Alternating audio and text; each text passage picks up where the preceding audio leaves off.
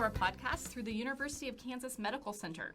My name is Angela Carrasco, and joining us today we have Dr. Susie Ternes, audiologist for Ascension Via Christi Rehabilitation Hospital in Wichita, Kansas, who also serves as the Executive Director for the Kansas Speech Language Hearing Association, also known as CASHA. Dr. Ternes is a graduate from the Intercampus Program in Communicative Disorders at the University of Kansas. Additionally, joining us via phone is Elizabeth Leatherman, a speech-language pathology Doctor of Philosophy student at KU, who is the student representative for CASHA. Thank you both for joining us today. Thanks for having us. Yeah, thank you, Angela. Dr. Ternes, please tell us a little bit about your background, for example, schooling and where you work. Well, I'm originally from Wichita, Kansas, and graduated from Goddard High School. I went to college at KU. I followed my high school sweetheart, who is now my husband. Nice. And so I got my undergraduate degree at KU. I thought I wanted to be a pediatric cardiologist and realized really quickly that that profession is not super compatible with family life. Right. So kind of changed my route a little bit. So I got a bachelor's degree in psychology and a bachelor's degree in speech language hearing from KU, and then went on to get my AUD, Doctor of Audiology, from KU as well.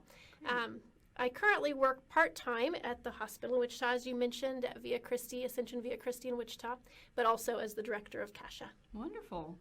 And Elizabeth, you're currently a PhD student in our speech-language pathology program. Where did you receive your degree, and what are you currently studying? Well, I did my undergrad at New Mexico State University, and actually during my senior year there, it kind of crossed my mind that I might want to pursue a PhD because I was really interested in a research project that I was working on at that time, but I hadn't really convinced myself yet at that point, so I just focused on getting my master's degree, and I came to KU to do that and graduated in 2018. And during my master's program, I was on a personnel preparation grant that supported students who used augmentative and alternative communication, or AAC, in their general education classrooms. Mm-hmm.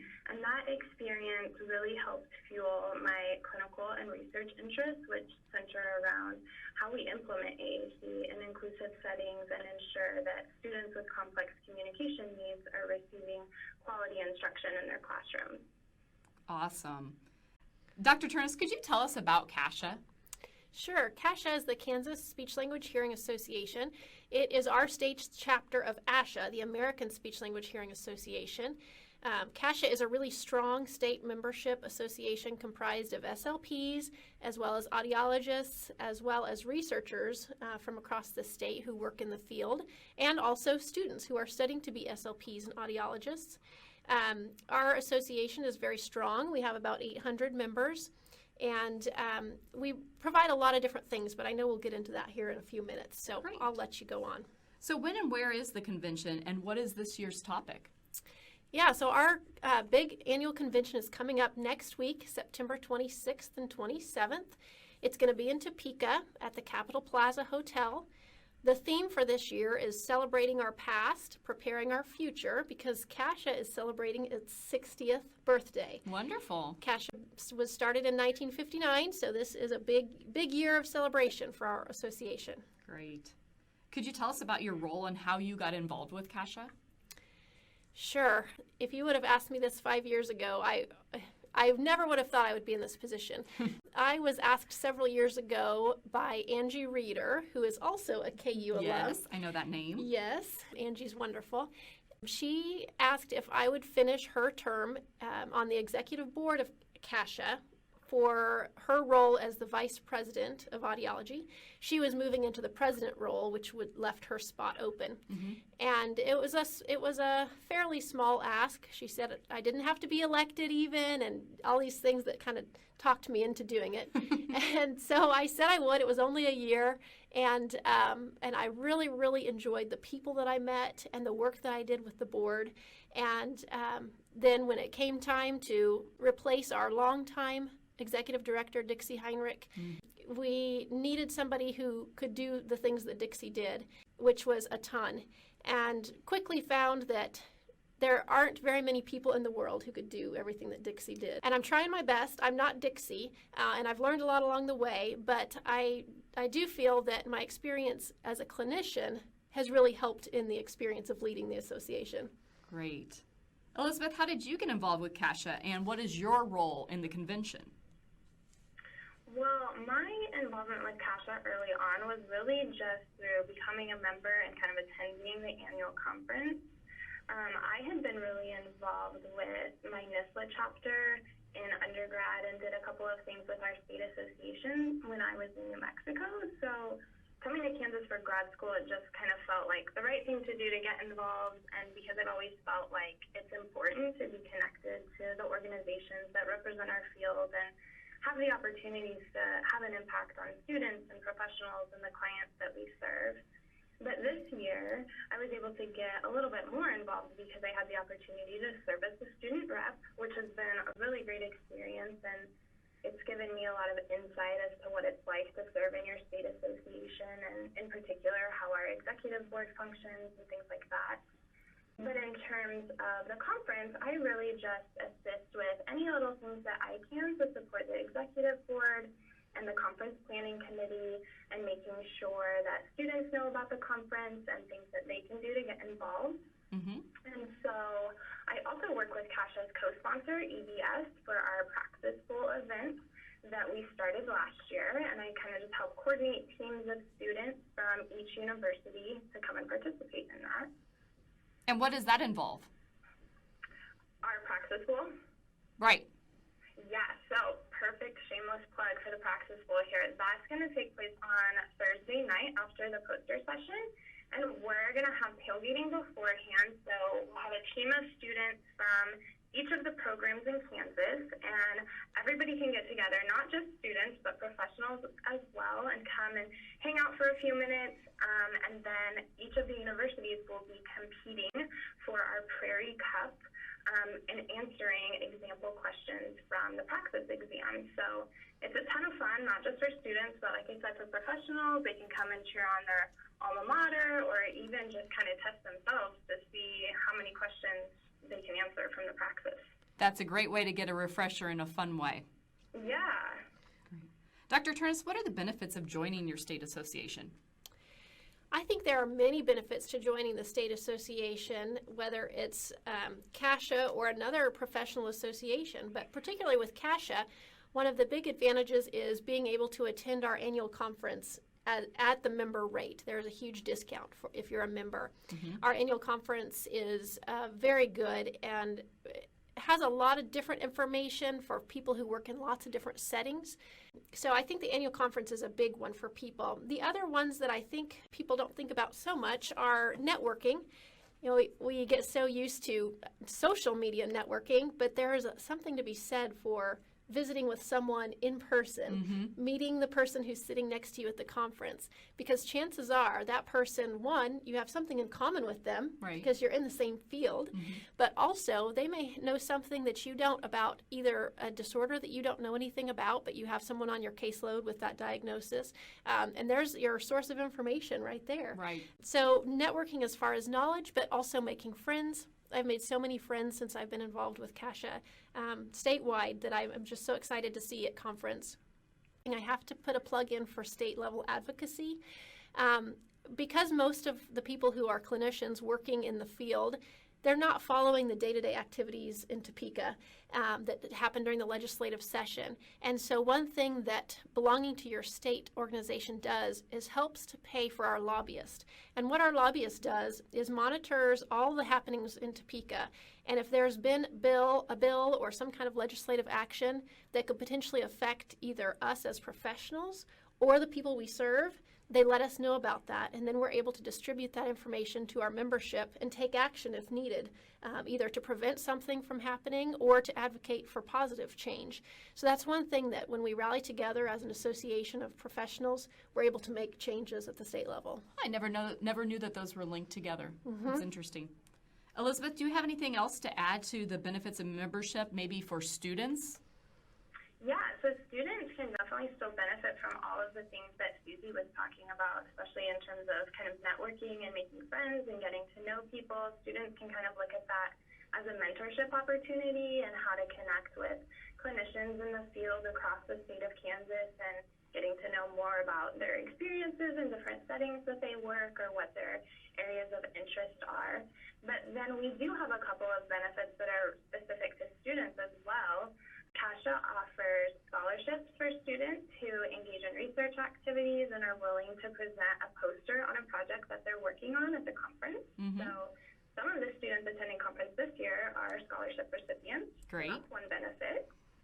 As you get closer to graduating, when you're a member, you'll also get emails from CASHA about jobs that employers have requested that we send out. So for employers that are looking to hire SLPs and audiologists, it's great to have that connection when it's time to find a job.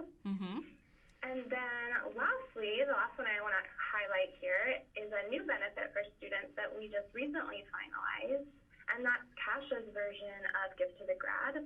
So when you've been a CASHA student member for 2 years prior to graduating, you'll get 50% off your first year of full membership and 50% off your conference registration during that first year of membership as a professional as well.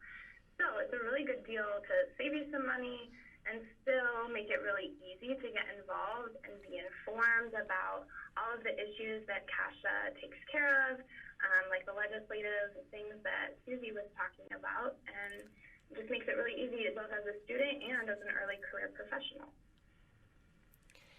And I just want to hop in for a minute to say that Elizabeth has been a wonderful student rep for CASHA, and the Gift to the Grad, that was all Elizabeth. That was her idea.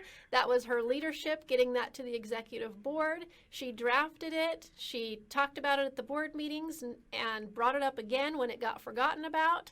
And so the Gift to the Grad is really thanks to Elizabeth. Thank you very much for getting that in place for our students. Well, snaps to you, Elizabeth, because every college graduate needs to save money for those loans. So well done, well done. Yes. Thank you. Dr. Ternes, what is new or what are you most excited about this year with the CASHA convention? Well, of course, this is our 60th year as an association, so we're having a birthday party for CASHA. Great. So at the luncheon on Thursday, which is usually our business meeting, we'll take care of our annual business meeting and give awards and so forth, but we'll also be celebrating the long and rich history of CASHA. A couple of longtime CASHA members, Marla Staub and Marcia Bannister, are going to give a brief presentation about some memories of CASHA. And we'll also have birthday cake. So that's something new this year. Also, of course, the Praxis Bowl was new last year, so this is our second year. K-State won the Praxis Bowl last year, and they took home the Prairie Cup. And we're so excited this year to see who wins that. So we're excited about that. And then the third thing I wanted to mention that's new at CASHA this year is what we call a networking luncheon. So on Friday, the luncheon tables will be organized by a work setting. So there will be a table for people who work in early intervention and a table of people who work in elementary schools and outpatient clinics and private practice and so forth, which gives our members an opportunity to sit and mingle with people who they can learn from, they can share their experiences with, share their challenges, and hopefully come up with some good problem solving at that event. Excellent. Elizabeth, what's your favorite thing about the CASHA convention? Well, I think it's hard to kind of pick one specific thing. So really broadly, I think that my favorite thing about conference is just walking away having learned something really practical that I can use almost immediately. And I think that applies to just about everyone who attends, whether you're a student, a new clinician, or if you've been practicing for 15 or 20 years. Everything at CASHA is just really helpful and applicable to a lot of different settings and a lot of different disorders and needs. And so I think that's my favorite part, but it's also just really nice to get to connect with people from our profession across the state and connect with friends that you haven't seen in a while, or even meet some new people as well. Great. Dr. Ternes, you said that you were basically recruited by Dr. Angie Reeder to take this position. So how would you encourage faculty and sponsors to get involved? And when should they start reaching out to volunteer? Great question. Well, when to reach out? Anytime. If you feel a calling to serve in any capacity with CASHA, we have a job for you. You can reach out to us at any time by emailing kasha@kasha.org, and we will find something for you to do. Now, in terms of the conference planning is actually year-round, even though the conference is in the fall. It really ramps up in January, so if we have any faculty people who are interested in chairing the conference or helping to serve on the program committee or any of the committees involved with the conference, it'd be best to reach out in January to start that process. Wonderful. And Elizabeth, how can students get involved and how do they sign up to assist? Well, in terms of the conference, the first thing I would say is that students can really just get involved just by coming to the conference. They don't have to do anything extra. We're totally happy with them just coming to learn new things in sessions or networking with clinicians and other students from across the state, coming to hang out at the Praxis Bowl. But if you are interested in assisting with the conference, Kasha really appreciates all of our volunteers. They really help us make it happen. So we do still have some open spots for moderators during the sessions this year. And a moderator's job is just to introduce the speaker before a session. You're given a script with everything you need to say, so it's a really easy commitment. And we also need some volunteers to help run the registration tables and check people in as they're coming to the conference. And so if anyone is interested in doing that, there are links posted on the Kasha website under the convention tab on the volunteer page where you can sign up to help. And then I would say beyond the conference, kind of the same thing applies in terms of if you're interested in something or want to be involved, you always can reach out to Kasha in general or the student representative and figure out what current opportunities we have. Wonderful. And where would they find that Kasha link? Do you have the website for that? www.ksha.org. Wonderful. Dr. Ternes, is this convention only for Kansas residents, and do you encourage other audiologists and speech-language pathologists outside of Kansas to attend? Great question. No, this is for anybody. Anybody can come from any state and attend our conference. We have people actually who come routinely from Oklahoma because they really like our convention, but we also have people come from Missouri and Nebraska as well. And actually they get to attend, if they belong to their state association, then they also get the discount as if they were members of Kasha. So we encourage other people from other states to come, and really we have a great conference, so people like to come to Kansas. Does every state have an association? Most states do have an association. Some, though, have split their association into speech pathologists and a different association for audiologists. I feel very strongly that our state association is stronger because we've stayed together. Great. Is it too late to register for this convention? No, never too late. They can register up till the day of the convention. Wonderful. You can register online at kasha.org, ksha.org, or you can register on site or by calling Kasha at 316-202-2288. Great. And are continuing education units available, and if so, through which organization? Yes, and that's one of the main benefits to attending the conference is the CEUs. We are approved by ASHA for 16 hours for this convention, and then also from AAA, which is the American Academy of Audiology, and also through KDADS, which is our licensing agency, and additionally through the Kansas Hearing Aid Board. So audiologists who need to maintain their hearing aid license can do so and receive 16 regular hearing aid hours by attending the conference. Great, you covered them all. That's wonderful. And how does Kasha's convention differ from the American Speech Language Hearing Association, or ASHA as you've referred to it? How does it differ from that convention? Well, the first thing I'll say is the cost is quite different. Kasha's conference costs about $170 for our members to attend versus the ASHA convention, which is about $400. So big difference in cost. And then, of course, travel expense. ASHA is generally never near Kansas. This year it's in Orlando. So travel associated with that, obviously. Right. But the other piece, besides the money factor, is the fact that when you come to a local state conference, you are engaging with people who are here local, and you're getting those networking opportunities with people who are in the school district next to you, for example, or in a clinic that's in Kansas City, and you're in Lawrence, and you have a lot to share and a lot to learn from one another, especially in terms of topics like our state licensure, our legislative issues that apply to us, but also things like reimbursement, because that varies state by state. So if you're at a conference within Kansas, you can talk about reimbursement with people who feel your pain. That's a great point. Absolutely. And Dr. Ternes, as an alum from the Intercampus Program in Communicative Disorders, how do you feel that your Doctor of Audiology degree prepared you for your career and the role that you're playing with CASHA? I am so grateful for my AUD from KU and for my undergrad degree from KU. KU has a wonderful audiology program and a wonderful speech pathology program, and we're really lucky to have the resource in our state. In terms of how it's prepared me, my job as an audiologist at Via Christi, I was well trained to work with kids, and that's one thing that not everyone comes out of their graduate programs well trained in, but we have excellent pediatric audiology faculty at KU. And Dr. Wyden, who no longer is at KU, but who was one of my professors, really prepared me well to work with children, as well as Sandy Keener. Yes. So in terms of that part of my job, I was very well prepared. In terms of my job with CASHA, one thing that I learned from KU is that the faculty are very supportive of state associations and professional associations. And that was pretty well drilled into us, that you need to become involved, you need to do your part, you need to be an advocate. And so that basis or that philosophy was ingrained in me from KU. So it just seemed a natural fit to be involved with our state association. A wonderful way to give back, so thank you for all that you have done with them.